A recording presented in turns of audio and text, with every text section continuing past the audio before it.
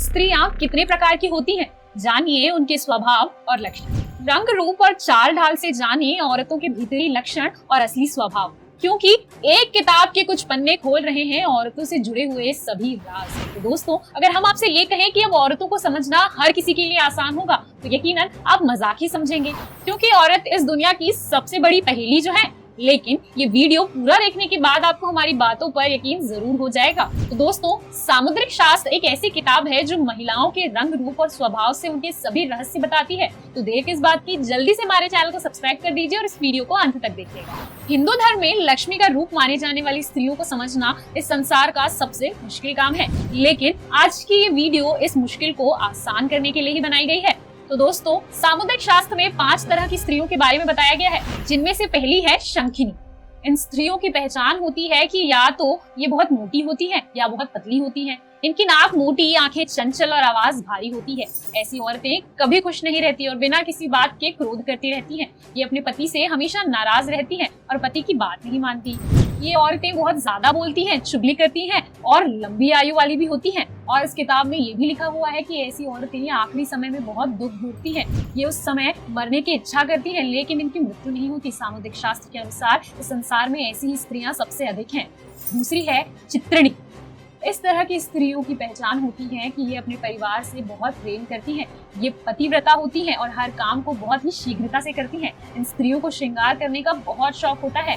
यह ज्यादा मेहनत का काम तो नहीं करती, लेकिन बहुत ही बुद्धिमान और विदुषी होती हैं। ये स्त्रियां गाने बजाने और चित्रकला में भी निपुण होती है।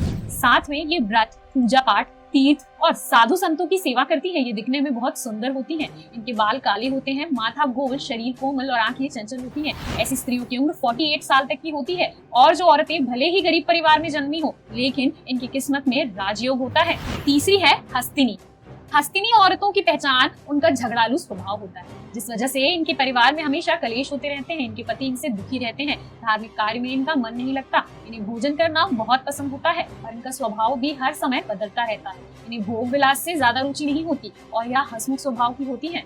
बहुत ज्यादा भोजन करती हैं और आलसी और मोटी होती हैं। और इन औरतों के गाल, कान, नाक और माथे का रंग भूरा होता है। ये औरतें क्रोधी होती हैं और इनके पैरों की उंगलियां थोड़ी टेढ़ी मेढ़ी होती हैं। इनकी संतान में लड़के ज्यादा होते हैं और इनके पति बहुत ही सुंदर और गुणवान होते हैं। चौथी होती है पुंछचली स्त्रियां। दोस्तों, इस तरह की स्त्रियों के माथे का रंग मटमैला होता है और यह क्रोधी स्वभाव की और झगड़ालू होती है। यह महिलाएं अपने परिवारों के लोगों के दुख का कारण होती हैं। इनके अंदर शर्म जैसे गुण नहीं होते और यह अपने हाव भाव से ही लोगों पर कटाक्ष करती हैं। इनके हाथों में 9 रेखाएं होती हैं, जो सभी शुभ रेखाओं से रहित होती हैं।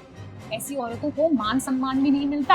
इन औरतों की युवावस्था के लक्षण 12 साल की कम उम्र में ही दिखने लगते हैं। इनकी आंखें बड़ी और हाथ पैर छोटे छोटे होते हैं और इनकी बोली कौवे की तरह तीखी रहती है। अगर यह किसी से बात भी करती है तो ऐसा लगता है कि झगड़ा करती है।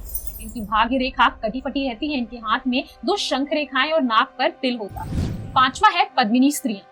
सामुद्रिक शास्त्र के अनुसार पद्मिनी स्त्रियां सुशील, धर्म में विश्वास रखने वाली, माता पिता की सेवा करने वाली और सुंदर होती हैं। इनके शरीर से कमल की खुशबू आती है। इनका कद लंबा और इनकी बोली मधुर होती है। पहली नजर में ये सभी को आकर्षित कर लेती हैं और हमेशा खुश रहती हैं। पद्मिनी स्त्रियां अपने से बड़े पुरुष के पिता के समान, अपनी उम्र के पुरुषों को भाई तथा छोटे को पुत्र का समान समझती हैं। और ये औरतें सौभाग्यवती होती हैं और इस जाति की लड़कियां बहुत कम होती हैं। जिनसे इनका विवाह होता है वो पुरुष भी बहुत भाग्यशाली होता है।